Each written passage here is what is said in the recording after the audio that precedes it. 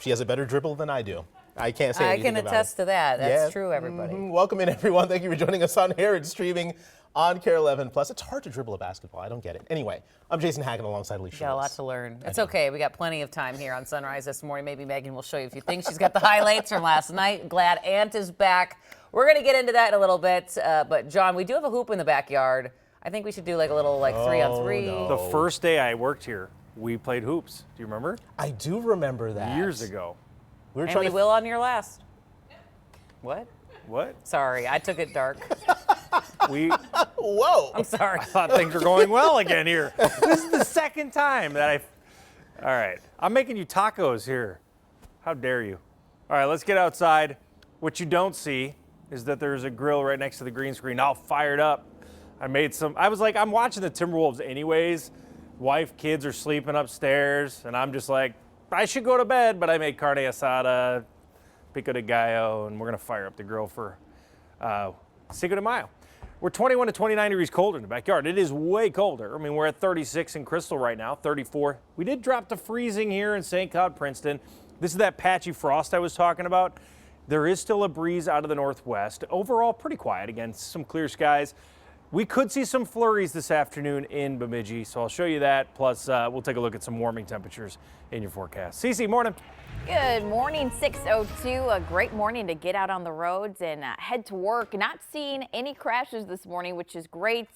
Much different from this time yesterday. Live look here on 35W here as you're driving through the Lauderdale area, through Roseville area. You'll remember Highway 280 is shut down in both directions. Don't forget that as you head out the door. Taking a look here at traffic flow, things looking green as you make your way out the door. Of much more to talk about, including if you'll be driving through Stillwater later on this morning. You'll want to listen out for what I have to tell you just after 6:15.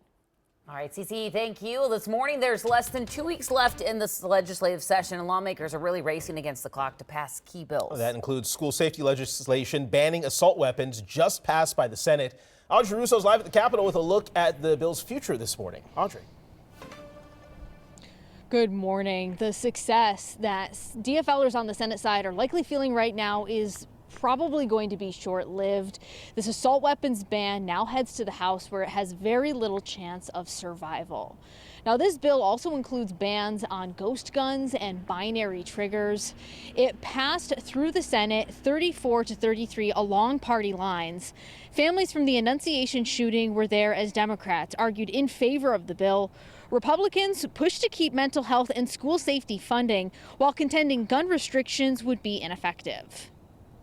Would anything in it have stopped the horrors of that day? My heart breaks that the answer is no. This bill is something different. This is the first time an assault weapons ban or high-capacity ban has reached a floor in the Minnesota legislature. Now, this isn't the only measure directed at education that's going to come before lawmakers in these last 2 weeks of the session. I'll dive a little bit deeper coming up in a half hour, but for now, I'll send things back to you. Audrey Russo reporting live from the Capitol. Thank you. Developing this morning, the leader of the state's Department of Human Services is out of the top job. The Senate was supposed to hold Shireen Gandhi's confirmation hearing this morning before Governor Walz made this abrupt announcement. Now, Gandhi says she will be staying on as deputy commissioner. Republicans say her departure opens the door for a reset, especially when it comes to tackling fraud. We need focus, we need leadership, and we should have someone new in there who can just have an absolute culture change. No fraud, no excuses, and let's put this house in order. Director of Medicaid John Connolly will take over as temporary commissioner starting next month. Right now, he's on medical leave, wrapping up treatment for colon cancer.